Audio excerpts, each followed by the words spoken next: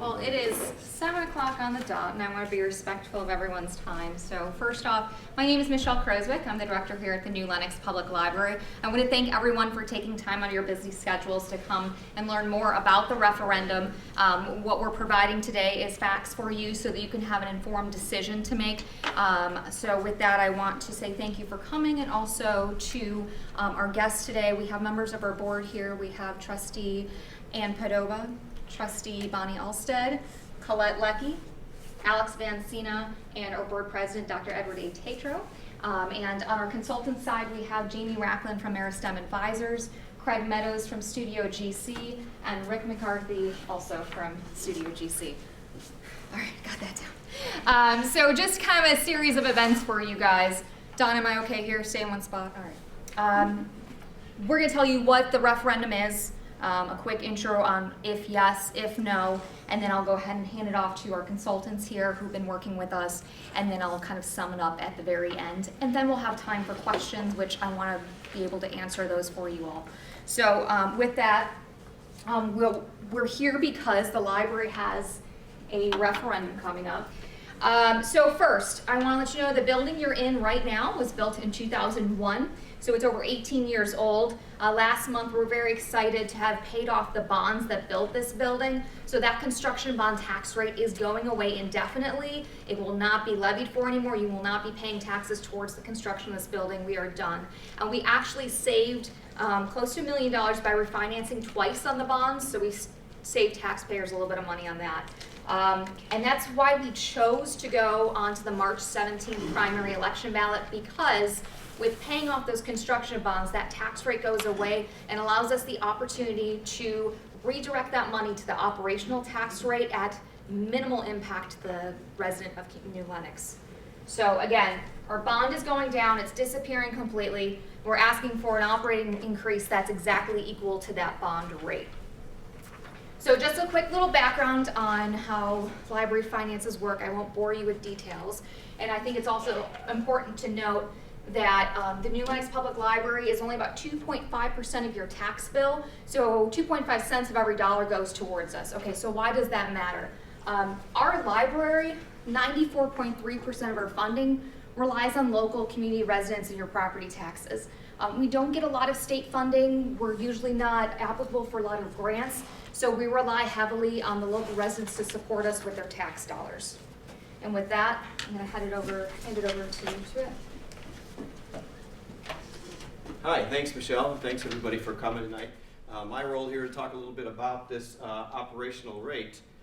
As she mentioned, it's a tax neutral kind of piece, so that as the bonds go off, we'd like to use those funds for our operational rate. Again, why would we want to do that? Well, our operational rate has never been increased since the inception of the library in 1946. Now, in 1946, we were working out of a barber shop, and then a little shop across the street in New Lenox, and then what was the flower shop most recently on Church Street, and then the Marty McKay building, which is what you see here. So all those buildings are much smaller. And obviously we've grown, but the CPI hasn't kept pace with our needs. And in a modern society, with the population we have and the needs we have for a library, there are increased funds all the time. So our operating rate needs to be improved. Our original building, this was based on the original building. The common question again, has the EAV gone up? It has, but it hasn't kept pace with the needs of the library or most community services. Why now? Well, the board has looked at this. I've been on the board, I keep saying 13 years, I really don't know. I think it might be even a little bit more. And through the years, we've looked at this. My background is from education, and we ran a number of referendums here in New Lenox to build schools, so I thought getting on the library board, I won't really have to deal with anything like this again. Yet when we got into it, we saw that what was happening, there's definitely a need to do some things. We know that our building is 18 years old. We know that we need to update things. Our HVAC system had difficulty last year. In the summer, we had to close down for a couple days because it got, what was it? 94 degrees. 94 degrees upstairs. So those things, just like any home, just like any building, we need to keep it. And we need to be proactive in doing that. And by keeping this, by using those funds from the bond in the operation funds, we will be able to do that and project out a few more years. So you can see what our square footage was and that kind of thing. So as you also know that if it would pass, if yes, then the average homeowner would be paying $185 a year, which is what they're paying right now. So there will be no increase in that. If it doesn't, it would decrease a little bit. So thank you, Rob. We want to let the community know that we're listening. As part of our strategic planning process back in 2017, we went door to door, we had surveys in the library, we had online surveys, and when we did that, we asked the question, do you believe the library is essential to the community? And 99% said yes. And we also heard from respondents many times over and over that they wanted increased hours. They want more programs, more services. Unfortunately, right now we are capped, and the reason we're not open Sundays is because we don't want to go in the red. We want to be fiscally responsible with our taxpayers' dollars. So that's why we can't do that right now. So I also wanted to let you guys know, take a look at what's going to be on the ballot, and two things I want to point out here. So the 0.2239%, that's what we're asking for. That's what our current rate is at. So it is literally a zero tax rate increase. That 0.0721% that we're asking in the increase is the exact rate from the expiring tax bonds. So as you can see, it's a zero tax rate increase. So real quick, I'm going to do if yes, if no, and then hand it over to our consultants. So again, a vote yes means the same. We haven't had a voter approved operating tax rate increase, as Ed had mentioned, since we were established in 1946. So if yes, there's three things we're going to do. Increased hours. We will be able to be open 4 hours on Sundays and additional hours during the week. It's very important for this community. We've got a lot of working families and students, and we know that when we're trying to listen and give people what they're requesting. Two, expanded programs. We can order more materials, provide more services. We have a homebound delivery service that we'd love to expand to reach to people who can't physically access the library, focusing on early literacy on up to seniors and everything in between with our teens and school-aged kiddos. And of course, proactive building maintenance. As Ed had mentioned, we did have to close the library down for 2 days, and when it wasn't closed, we had box fans running upstairs to keep it cool. It's just reaching the end of its lifespan like it does in your home. So again, all these things are starting to just need to be replaced, and those big capital costs that Craig's going to talk about in a bit are going to start eating into our operating budget. So we're going to start seeing this in the next few years. Again, yes vote means redirection of funds can take place and the tax rate would remain the same. With a no vote, this is not a threat by any means to anyone. We're just seeing what's coming down. We're seeing the impacts really start to happen in about 3 years from now. Community is not going to receive the same level of services that we've been providing, and that'll be seen in a decrease in hours, services. We won't be able to order as many books, online downloadable materials, and the maintenance of the building is going to be as needed as things break, which sometimes can be more expensive than being proactive with it. So with that, again, just want to hit that home again. With that, I'm going to pass it off. My name is Craig Meadows. I'm with Studio GC. I'm the architecture firm, and we work with consulting engineers to do what's called a facility assessment. So there's two components of it. Rick will talk about kind of a visioning or an operational assessment of the building from what services are being provided, how well are those services being provided, what services could be provided that you're missing that is in comparison to your peer libraries. My talk is a little bit more boring. I look at the walls, the doors, the floors, the ceilings. I bring in mechanical engineers to look at the really boring stuff like the mechanical units and the lights and all of that other stuff. But it's important for us to know what the exact condition is of the building for two reasons. One of them is that you need to know the health. There's a lot like a building that's a lot like you as a person, right? No matter how many miles you run, no matter how many sit-ups you do, no matter how many times if you don't go to the doctor, you don't know what health condition you're really in. You just kind of think everything's hunky and dory, right? Well, no, things are you're getting older. Me, I'm getting new glasses in about a week with, bifocals in them and all that other good stuff. Buildings do the same thing. They don't last 40, 50, 60 years, but Right around the 15-year mark, that's when you start noticing things are falling apart. I will say one thing about this. Go ahead and go to the next slide. One of the things about this building is amazingly enough, with the operating rate that they have been from 1946, Rick will talk a little bit about all that's changed in the library. But there's a lot of things that they've managed to do with the same operating rate increase. If you think about what your mechanical system was in your house when you were probably even just a kid, compared to what the mechanical systems and the thermostats and everything it does now that you have to do, and what codes required to do that with insulation and walls and all that other stuff. So that's what's driving it, and we have to look at it from that point. So as was mentioned before, it's built in 2001. So we're going on our 20th year here. About another year it'll be able to drink, but it's going to be a little old.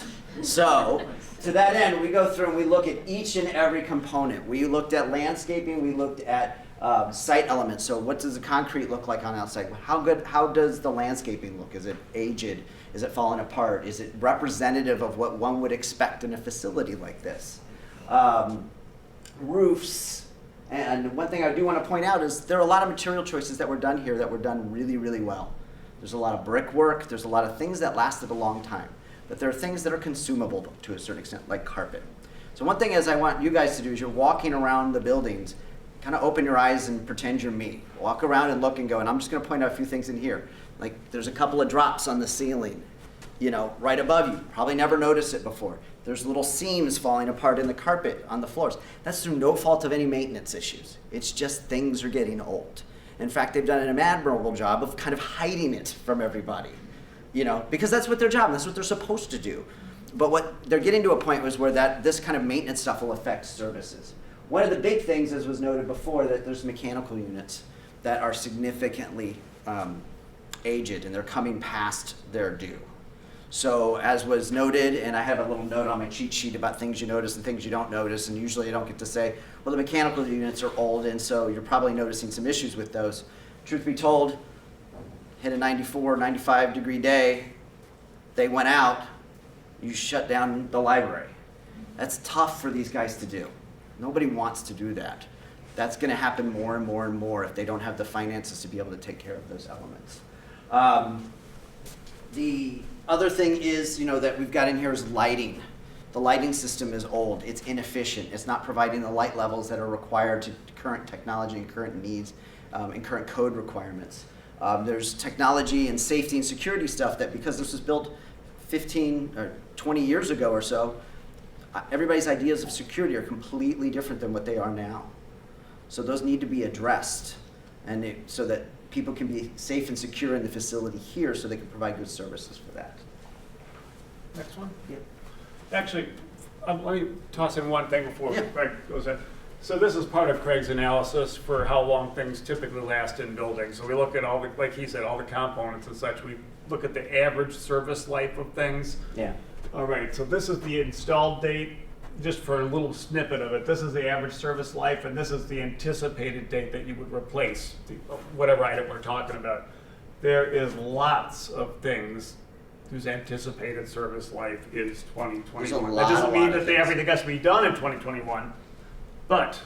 Right, and what I will add about the service date is we go through and we actually assess the current operating capability of the unit. So we don't just open a book and this is that unit should last 20 years. Frankly, a lot of units should only last 15 years. But because they did a good job maintaining them here, the units are lasting well, we said, well, you're probably going to get about another 5 years out of it. That happens to be next year. Maybe you get another year, maybe you get another 2. But it's about establishing a good budget so that the district can look at the money that it has and understand what it needs to expend on an annual basis. So what that leads to is we took all of this data and all of this information and we just retabulated it so it showed it by years. The other thing we did with this is worked with the district staff to chunk elements. So for instance, some of the numbers that are in there are the building needs a good coat of paint at the very least.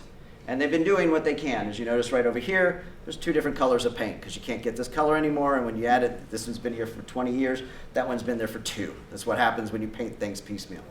We've established a plan with them to be able to paint in phases over time to a certain extent, like painting the Golden Gate Bridge. That way you just keep painting so everything feels fresh and new. Same thing with carpet. So that's some of those components. So we're looking at an understanding of, well, we can't put $1 million in 1 year, but let's break down what we can in manageable chunks. We're going to continue to reevaluate these numbers every year. Just because something says it needs to be done, it's not going to get fixed unless it needs to, or unless it makes an operational sense to be able to do that work.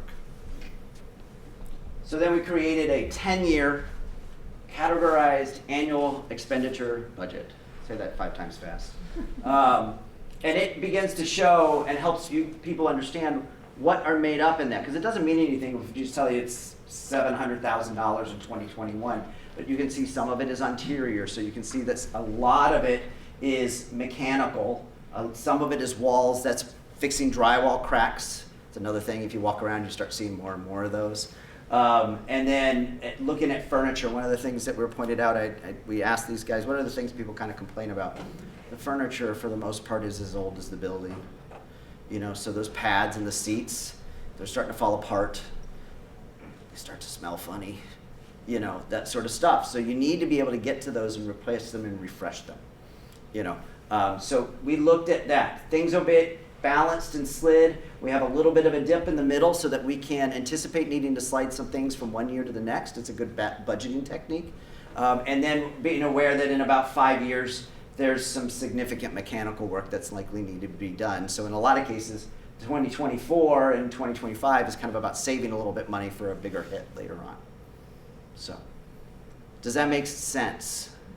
I am going to open up in the fact, I hope it's okay with you guys. If you have questions, feel free to just raise your hand and we'll address them. What is happening in 2026 and 7 up there? That is primarily some exterior wall work because bricks are going to need to be pointed. There's some concrete around the base that looks like it's beginning to have some spalling issues. This also is here, it's hard to tell from the back, that's orange and yellow there, so it's not.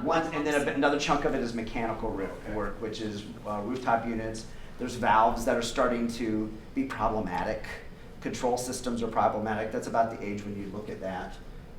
Electrical kind of spreads itself out, but that's replacement of lighting. We're doing those in chunks over time as well. Earlier there was some like parking lot or concrete like assessments, or there was something about the parking lot and fixing that. Is that in 2026? Or is that site? It's somewhere, I can't tell you an exact I year, think but it's in coming 2020. up. I think it's in 2025. It's a That's big chunk site, of it. I think I'm you're curious. correct, It's yeah. the ones that stick out the most. So Yeah. That's what everyone's going to see. They're going to, what is going on there? So they're going to want to. Absolutely. Yeah. Yeah, and there's backup to this that gives a little bit more information if people kind of want to come in and sit down and chat with anybody. It's a very eye-twisting document, you know, your eyes kind of go askew because it's so many lines of data, but if you want to go through that, we'd be more than happy to. I'm saying, 'cause, you know, people will see the dip in 2023 and say, okay, great, let's make that every year. But that makes sense. It doesn't work, yeah, I mean, Makes imagine sense to taking say- 2026 and trying to spread that out, you'd be Right. another 20 years to pay for that, and there are things you can't break down smaller. This is a sizable building with mechanical units. We can't get on a budget plan I understand. to spend only 50 grand a year on replacing that unit. It just doesn't work that way, unfortunately. Yeah, and 23 and 24 is a great year to say, okay, we've got these projected costs coming up. This is a great year to save some of that in the reserve so that when that budget comes, we're not going in the red and we know we're going to be spending that much and we have it stocked away. Because this isn't like a building referendum where they get all the money up front. Yeah. They know they're getting a finite, and Jamie will talk about that a little bit, I think. They know they're getting a finite amount of money every year, you know, absent CPI increases and whatever else. But effectively, it's a finite amount of money. So they need to be smart about what they do and how they spend money. In some years, we know it's going to go more than what they are able to allocate for building maintenance. Other years, it's going to be a little less. So let's try to make sure that they're aware of what's coming up. We're seeing this as a larger trend amongst many library districts we're working with, that for a long time people weren't aware of the dangers that they had 2 or 3 years down the road. So they're caught completely unaware of large mechanical units that were $200,000 or $300,000 to fix. So, yeah, it's tough. So, all right. Right. After you, sir. Are you done? Yeah. All right. Let's get on to something more fun for Yeah, a minute. yeah. Okay? You know, we're talking about the finances, talking about the building and keeping it running, but there's another aspect to this too that we need to consider is that, you know, the building opened in '91. a lot has changed since '91.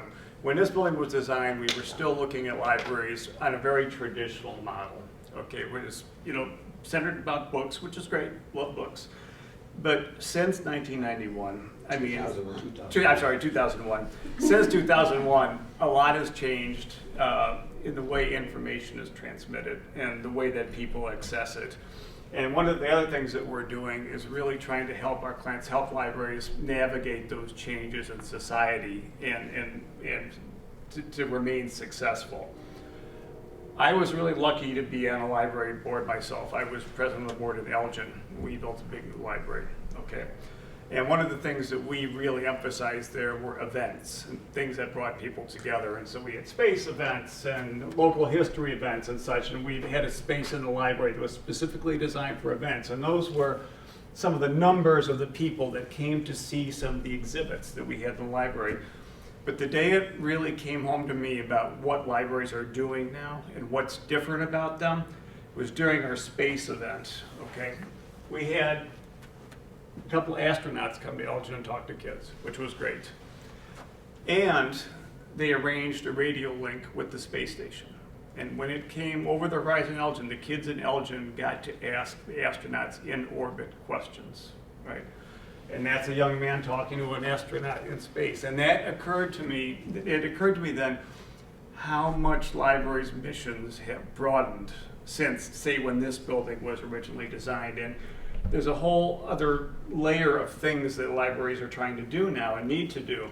All right, like I said, I'm from Elgin. Showed you the future, let's go back to the past for a second. I've got some old books, love old books. I've got the 1915 Elgin City Directory at home, okay? Interesting thing, when you open that up, the first 10 pages of it is all the organizations that existed in my town in 1915, okay? Some of them are still around, a couple of them, but a lot of them you've never heard of, and almost every other one there has disappeared. And it occurred to me that there's a whole layer of Association of Stationary Engineers. I bet those were exciting meetings. But anyway, it occurred to me that there's a whole layer of human interaction that isn't really there anymore. We used to have these. Some of you may remember them. It was front porch. People would actually sit on them and talk to neighbors and things like that. That was great. This came in, all right? People moved inside. They didn't see each other so much anymore. And now, we've got our kids sitting upstairs by themselves in their bedrooms surfing the internet.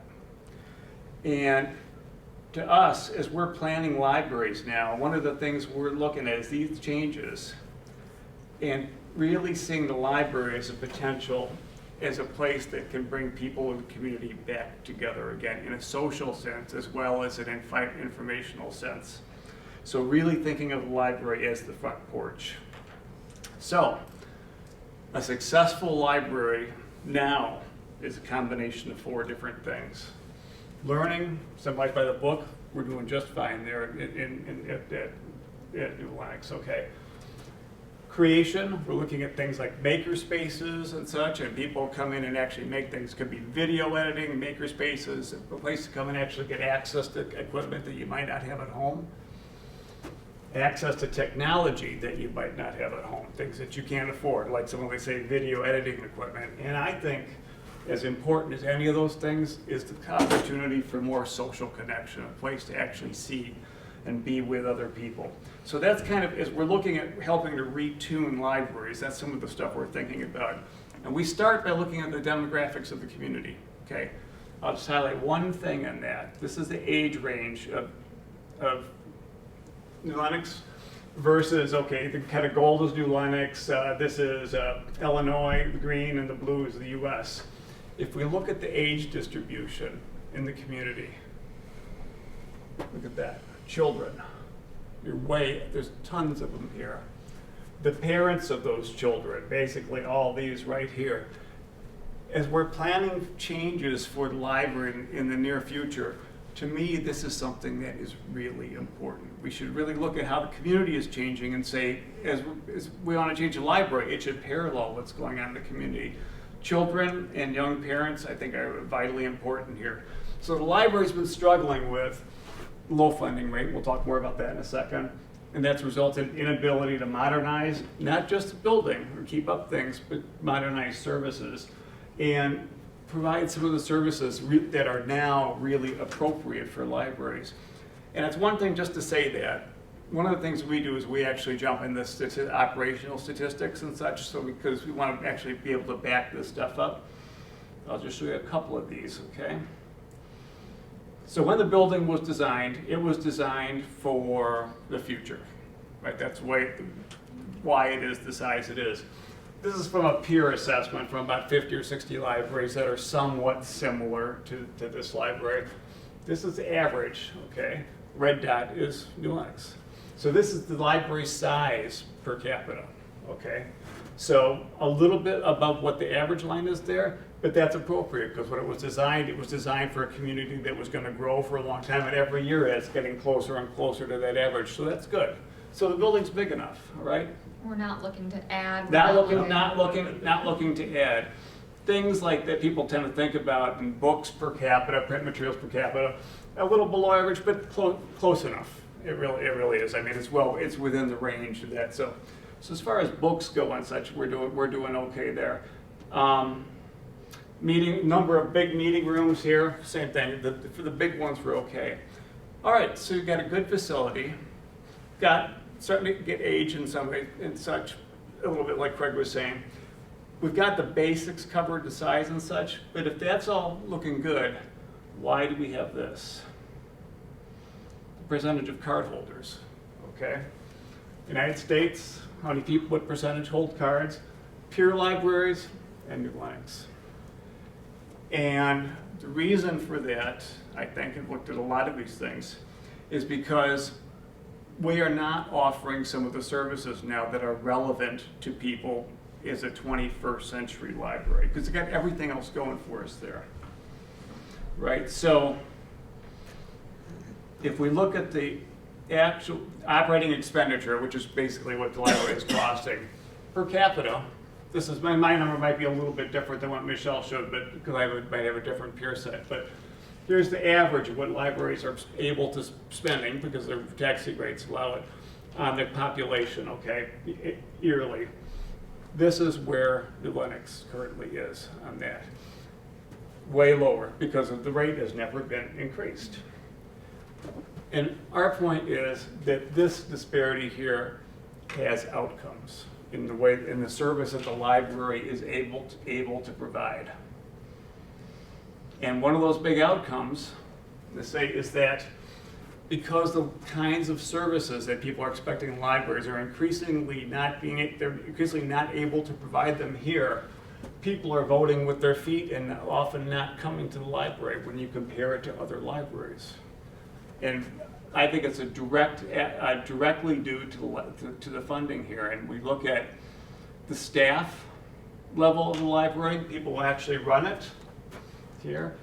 And staff, yeah, you got to pay for them, but staff equates to service, is what it does. And that because they're unable to afford a staff, like a lot of the size of other libraries, that means less service for the community at the same time. And it all is related to what you can offer people, and that relates even things like book circulation.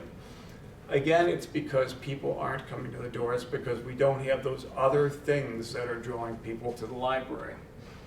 And as we look at improvements in the future that could give a more rounded service and talk about some of those other qualities that we're talking about, those numbers will improve. I guarantee it. But it requires that funding rate to make those improvements. So low funding rate, and there's definite observable outcomes because you've got a great staff here, you got a good building here, and it just needs that financial background to, a little bit more to make you able to take advantage of the investment that the community made in this building. I think that's what it really is about. Now, for the real drama of the evening, Jamie Racklin is going to talk a minute about the financial aspect of this. Thanks. Jamie?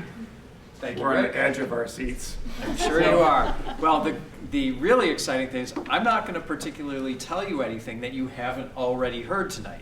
But what I think I will add for you is a little more around the numbers themselves, so you can visually see and really understand what the needs are and where they come from, rather than simply being told that these things exist. So if we take a look at the history, this is, and I apologize for the size of the stuff being a little smaller. There you go. If we look at the history of the library from the last several years, and you look at the financials of the library, there's no problem, right? You know, the library is operating at a slight surplus. It's been growing. These are its fund balances, the actual aggregate amount of cash that it has left at the end of the year.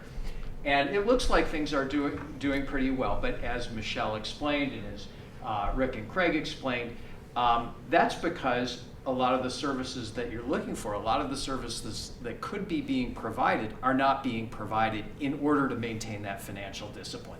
So it's not for having too much money, it's really from a perspective of not doing enough within the community. And if we take those capital expenditures that Craig showed you in detail, start factoring those in, those are things that have to be done over the next few years. That ability to manage the budget of the library is not going to be there over the next several years, because these things are going to have to get done. And that would absorb all of the reserves of the library and more as you move into 25, 26, 27, where you saw that those big capital needs are arising. Now, we can, just want to make sure I didn't miss any other points. You want me to go ahead or go back? So yeah, I think I said everything I want. Now, of course, the library is not going to watch itself go off a financial cliff, right? What's going to end up happening is if they don't have the money from the referendum, they're going to start making other cuts. They're going to start pushing things off. And the services and the quality of the experience when you come here is going to fall off, right? Because you can't have a $5 million aggregate deficit. It just doesn't work. And so if you compare, right, those capital costs, if you put those in the context of the library's budget, you'll quickly see that there's no way that the library can cut enough out of its operating budget to take care of those capital needs that are coming in the next several years. So if you look at the annual operating expenses, they're about $1.8 million. Over the next 3 years, the capital expenditures that Craig foresees in his analysis are about $1.5 million. You can't cut enough from the operations to take care of those things. And over the next 10 years, it's up over close to $5 million. Okay, so it's just not going to come from the operations. And if you go out further, what Craig's chart didn't show, you go out to, I think it's 2036, there's another huge one coming out there. So there's a need for money, or the facility is simply going to deteriorate further. And that doesn't even get to the operational needs. Okay, so we can go. So I think this point was clearly made, but here's the numbers behind it. The referendum itself is designed not to increase your tax rate. So we had this 7.2 cent levy that was going on up till this year for the bonds to pay for this building. That's going away, and all we're doing is taking the 15-cent rate that you had historically for operations and taking that 7.2 cents that you were paying towards the bonds and adding that into the operating rate, so that before you're paying 22.39 cents or $0.2239, and before and after it's going to be the exact same rate. And that's just how it stacks up. So the operating rate was here. Together with the bond, you were paying 22.39 cents. Afterwards, you're voting a 22.39 cent rate. Same thing before and after. And the benefit of having this shifted over, you go to the punchline, whereas before, now all those bars are red, that the operating history and the forecast there were trending towards that red line. When we put in that additional money for the library, the additional operations, now it's on a more fiscally sustainable path where they can manage. You see that little swell down, that's when those big capital costs come along. And we're actually able to build up some reserves in anticipation of those needs leading up to 25, 26 when those needs come along. So that sort of swooping that you see in the reserves is as if we have low years of capital needs, we're accumulating some money, then you have the big years, you draw it down, and over time you're just fiscally responsible in that way. So there you go, and I think you got one more. Yeah, and just a reminder, so these are the types of things in additional that you're going to be able to get. I think Michelle's adding hours. I think Sunday, right? Yes. I got that right. Increased services, the types of things that'll bring people into the library, refresh and renew the infrastructure, and maintain a responsible level of reserves. And the one thing I just want to mention that Rick kind of brought up, but that's important in terms of talking about this referendum. So one of the statistics that you put up, Rick, that surprised me was 29% of residents have a library card. Well, maybe they're not coming here because they don't understand the services that they need aren't here yet. Well, to the extent that the referendum is going to enable you to have those types of services, it's important to start talking about this referendum. You're here, you know what the library does, you use the library, but there's clearly a lot of people in the community who don't feel the library serves their needs. And so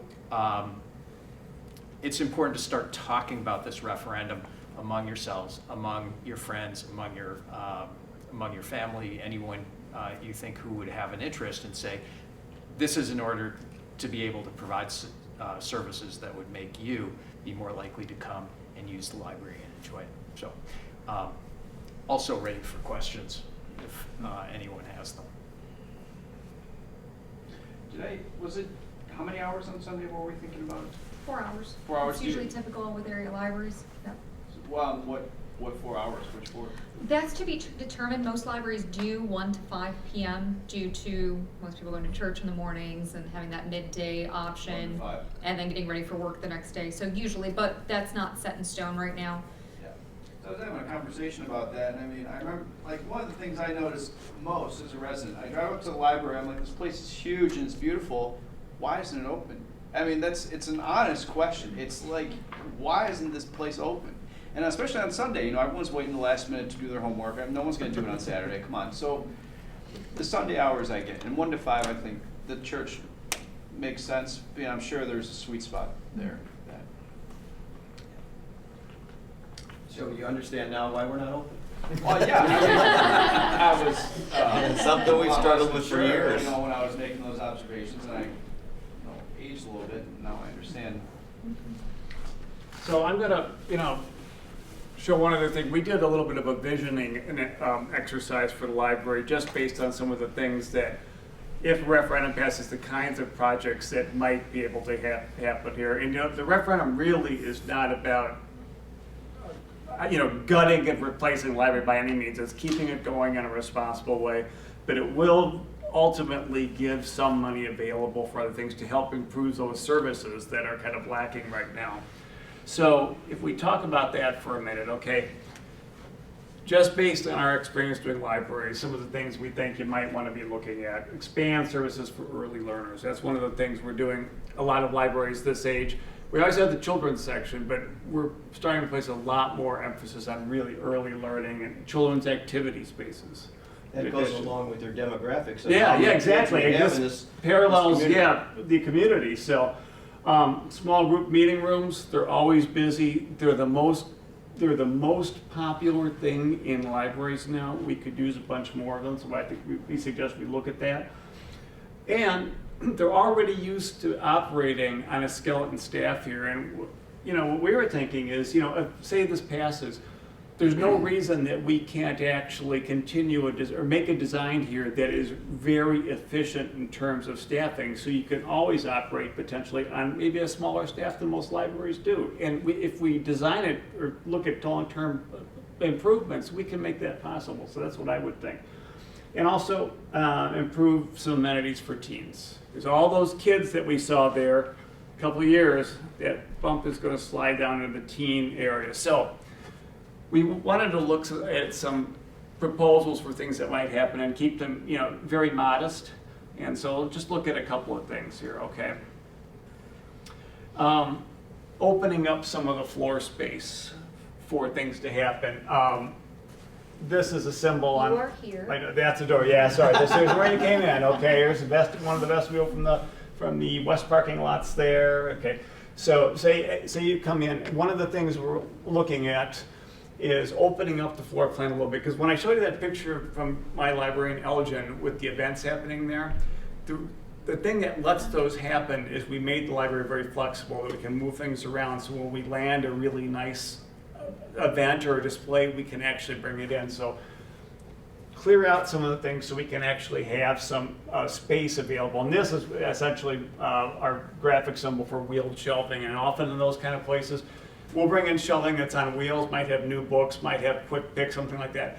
But when the seasonal display or the event comes in, that stuff can move out of the way, and you can make room for other things. Looking at smaller, you can maybe just barely see here at the circ desk. We were really proud of it when we designed it, okay? But it's kind of, that's what it was then and now is now, all right? We are now looking at much more streamlined, flexible staff positions, much smaller, and really designing places that design libraries that a lot of things can be done in terms of self-services. You'll always have the personal touch when you want it. There's always a library employee there to help check out if you want to talk about the most recent book or whatever. But we found that if you give a well-designed self-services suite that people come through as they're leaving library, a lot of people choose self-checks instead of going, and it's great. If you're a mom or a dad, you got 3 kids, and you're on your way to a soccer game, you don't necessarily want to be in line there while somebody else is talking about books. You want to come in and out, and then we have those self-checks. It's also very efficient in terms of staffing. It lets us run a building with a smaller staff, so that's one of the things we're looking at. In terms of children's areas, right now we've got a children's activity room that's about this big, looking at possibly making it about twice the size that it currently is, because it's in use all the time. They often have to come and use this room because they don't have enough space for the children's services, that programming that they're doing, and they come in this room, and that makes this room unavailable for other events that want to happen here. So more children's area here, another small youth activity room there, and I could just about guarantee we have both those going. They would probably both be in use every day. That's how popular those things. And looking at some of the things like making it a little bit easier for parents. Sometimes we design a little spot called Parents Time, which if parents have kids, say, in both of these activity rooms, and these would be like glass, so you can actually see into them. The parents have a place to wait and hang out, talk to other parents. Different flooring that might be a little more resistant to coffee and things like that. We know that Cheerios get smuggled into the library all the time, okay? We might as well give a little spot where the floor is more amenable for those kind of things to happen, and the parent can refuel the kid as required. In terms of early learning, out at the end, like where the tree is, and this is just completely an idea, not a design here, but maybe look at making that area into something that's like different neighborhoods for different children's interests or different ages or whatever. The very youngest that might have manipulatives on the wall and such. We routinely put a lot of these in libraries now, and they get a lot of these, and they're kind of a critical part of really early learning and kids experiencing the world. But using that into the library to really accentuate early learning, right? On upper level, again, very minor. Increasing the ability and the square footage available for having people to have those creative activities, whether it's sound, mixing sound or recording or something like that, or video editing, 3D printing, that kind of thing. And those are all real 21st century skills now. And I particularly like 3D printing because to do that, you need to learn a little bit about computer programming. You need to learn a little bit about how materials work, a little bit about machines. It's like this 21st century all encapsulated into one item, and it's a great learning tool. But that kind of space allows those kind of things to happen. And I love it when my teens go to the library to use this kind of equipment. I think there's nowhere else I would rather have them hanging out and do that. And while they're there, why don't we look at giving actually an enclosed space for teens, maybe a glass wall in front of it so you can actually see what's going on there. Maybe there's doors there that in times of a day when there's not teens on school days, you could just close it. You don't have to worry about what's going on in there. But a space that's really theirs, to have some things like shared screens, some places to do homework together, whiteboards and such. Teens, if you give them a space that's really there, will use it. And we've done a lot of teen areas in libraries. We just recently did one. Craig worked on it, in fact, in a library that actually had much of the same color balance. It looked a lot like this library. Managed to give them a space that actually was a little bit edgy and things that teens would like, but still worked well in the context of that building. And I think something like that, and it'll be exactly that, but here would be really good. So, and lastly, some new small group meeting rooms. We recently opened a library up in Lakeville, up near the Wisconsin line, which is a little bit bigger than this, but not that much bigger.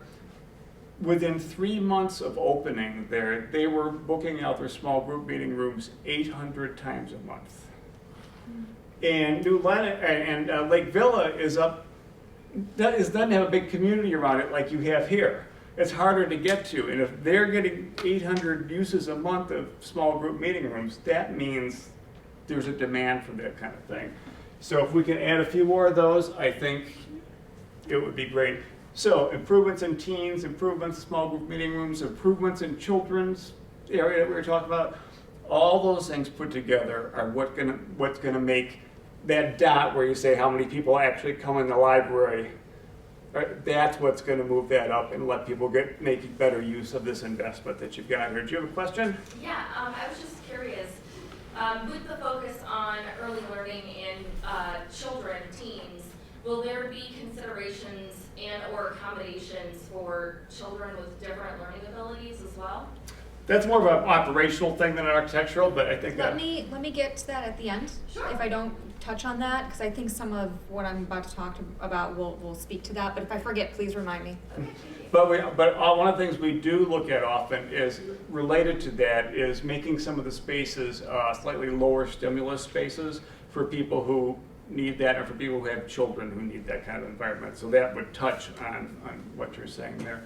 So anyway, I said, look at all these potential improvements. This is very modest, okay? It's just ideas of some of the kinds of things that you would really benefit the community and get people here using the library.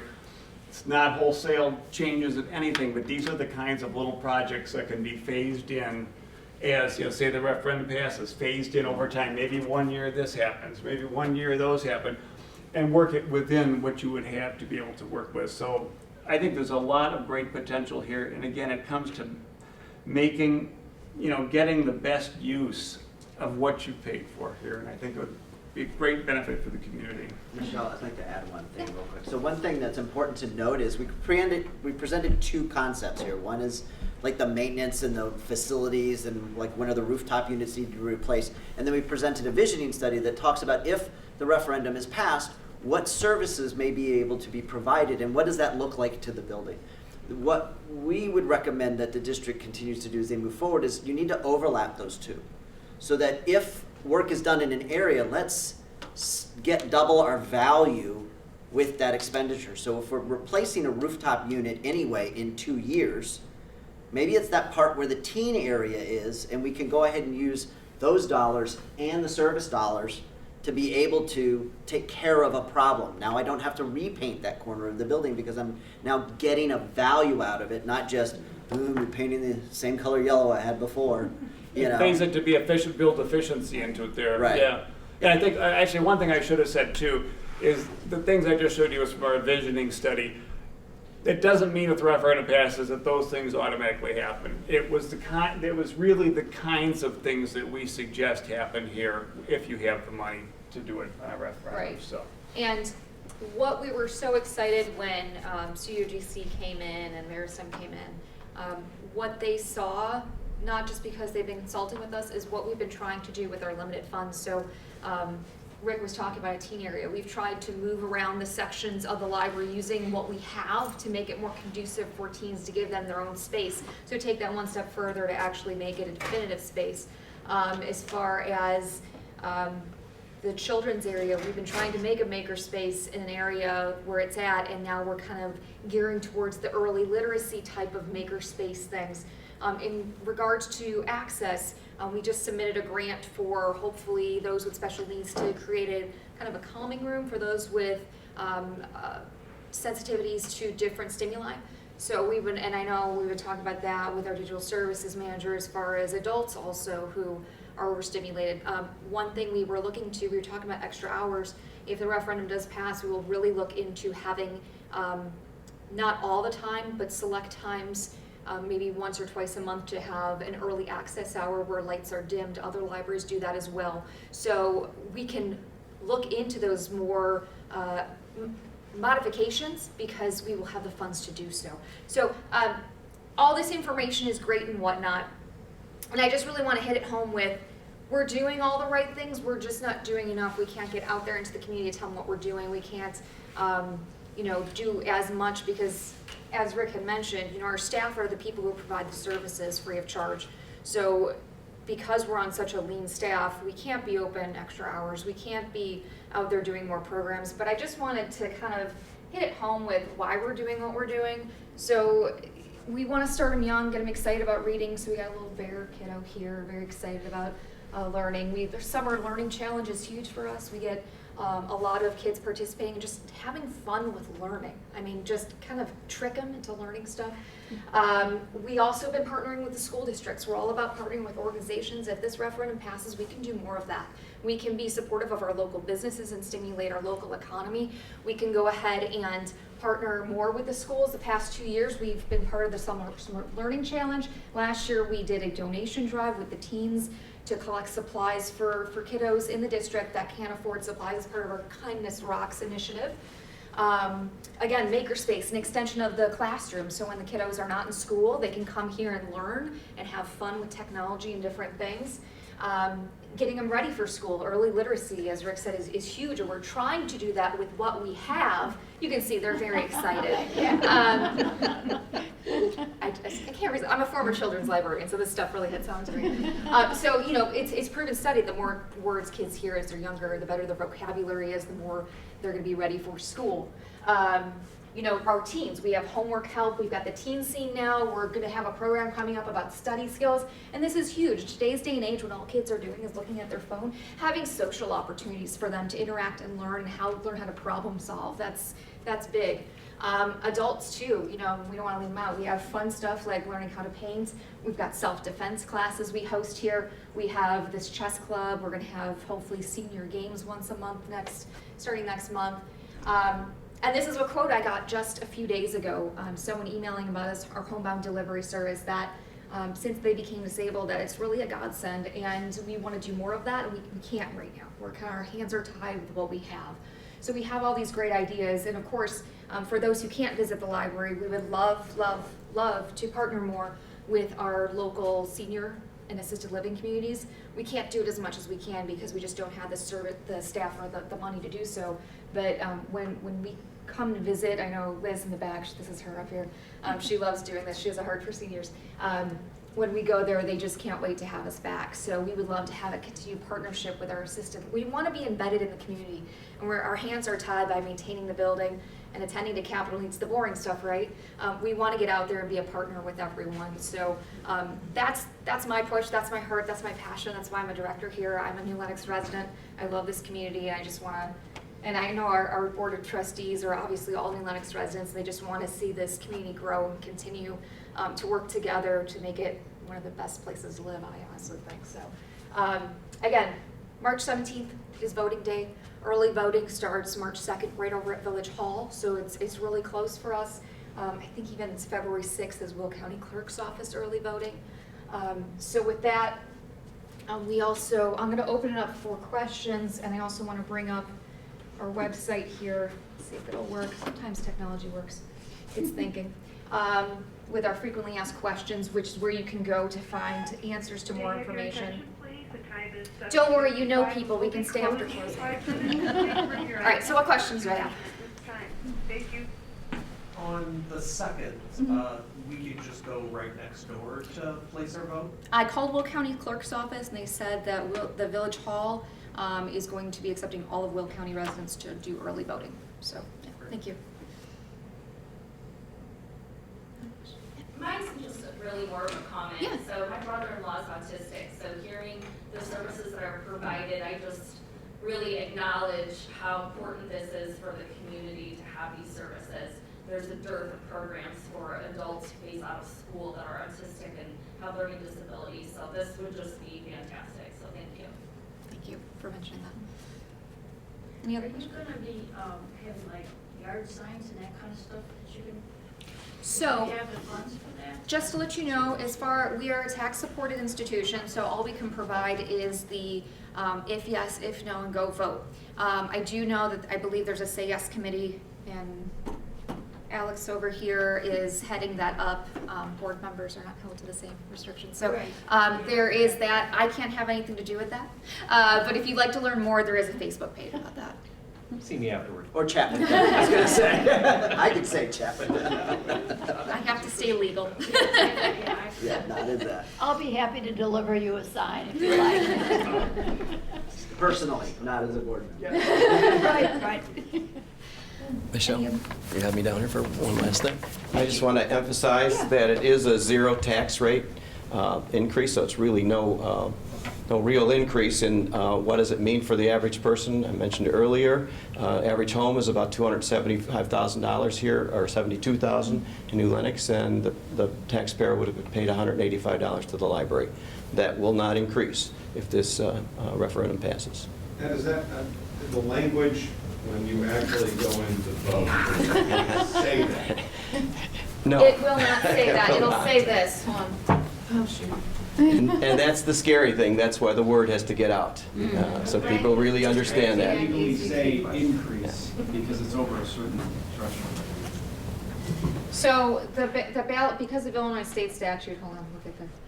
Because of Illinois state statute, you looked at cute pictures in it. I'm getting there. We can only phrase it one particular way. We're kind of stuck with that phrasing. So again, it's asking for it to be increased by additional amount equal to, which was that construction bond rate, to equal what you're currently being taxed for. And this is from the 2018 calendar year. The reason it doesn't say 2019 is that when we submitted a calendar year, 2019 was not over. So if you're wondering why it says 2018, that's why. And that's the legal verbiage we have to use. Yeah. It would be nice to say something else. It'd be nice to say, oh, our bonds are being paid off and this won't go up, but unfortunately, because of statutes, we can't. So it's because the operating budget is being raised over a certain threshold that we have to. We're limited by PTEL, so property tax extension limitation law. So we can't increase it beyond what county says in our limit rate unless it's voted on by community residents. What's like the rate that you could change it without a referendum or a vote? Is there any play at all? We can't unless, so what we do, I don't want to get into the nitty gritty, but we levy in the fall and then we find out what we get in March. And usually what that is of our current operating budget, they decide how much more of the piece of the pie of total Will County services we're going to get. What we're seeing right now, luckily because our community is growing, and not to be confused with this percentage, but our annual budget goes up by just about 2%. So if you look at that, that's just barely keeping up with cost of living is below the CPI. So anything beyond that, we have to levy for. I just want to say thank you to everybody who presented tonight. This was very informative. And as a retired high school teacher of 37 years, I love the library. And I thank all of you for everything that you do to provide it to the community. We appreciate hearing that. Thank you. And if you'd like to have some signs, we'll bring you one. She's not talking as a board member. I'd just like to stress the importance of this, and that is tonight, for the first time when I walked up the stairs, Don looked at me and said, I hope you're not here for a room. Because they're all booked. Yeah. Well, and also we offer AARP tax service, which hopefully will be starting next week. That's another partnership we offer for free, and they use up one of our study rooms during the month. So that's another, that's going to be taken away there. And we've only got 3 study rooms upstairs. Oh, 4 now, because we actually took an old office storage closet and converted that. So we're trying to work with what we have. So we've actually, it was the assistant director's office, but we've never had an assistant director. So we turned that into a study room now. So we're trying to use what we have and make it work for everybody. And in the hours, we've increased during testing time, haven't we? During Yes, finals? we have after-hours study time for teens, so we'll have times for them during finals to come in afterwards. And actually, speaking of hours, I've been here about 3.5 years, but when this library opened, because the operating tax rate did not increase, we had to close Fridays, correct? And so we were able to kind of massage things up and be open again on Fridays. So we're trying to do what we can with what we have, but we're just kind of at that limit and that ceiling. And we were kind of just holding our breath until we paid off the debt, and so we can go back and ask the community. And I'm also, we've seen some really great ideas of possibilities for the future for the library too, but none of this is gonna happen without community input. We've got a great staff here that loves going out door to door and asking questions. We take surveys, we love talking to everybody. So anything that we do moving forward is gonna be with the input of the community as well. Yeah, just as Rick had mentioned, these are ideas, kind of broad range topics about what we're gonna do down the line. But of course, before we ever start that, we will get community input and talk with people and staff to make sure it's what works best for the community. Any other questions? If you're interested in a yard sign, we will have a Facebook page. If you're on Facebook, and say this committee, where if you give us your name and address, we will get a sign to you or tell you where you can pick it up. You can also make a small donation to us so we can continue with printed materials. We will have 2 days of action. We'll be knocking on doors and delivering print material to citizens. So you're welcome to join us for any of those as well. We'll keep you posted. You said a Facebook page. How? Okay, you said say yes committee. I mean, that's kind of. I'm gonna let you 2 talk afterwards. Real quick, I just wanna make sure there's not any more questions. No?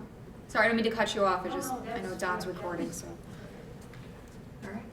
Well, thank you all for coming. If you have any more questions, comments, concerns, of course, our website is open. I'm always available. I'm more than happy to meet with people in person, over the phone, email, because you're the reason why we're here. So I just want to make sure that we're being open and available for any questions or comments. All right? Thanks for Great. coming. Thank you, everyone. I appreciate it. Thank you.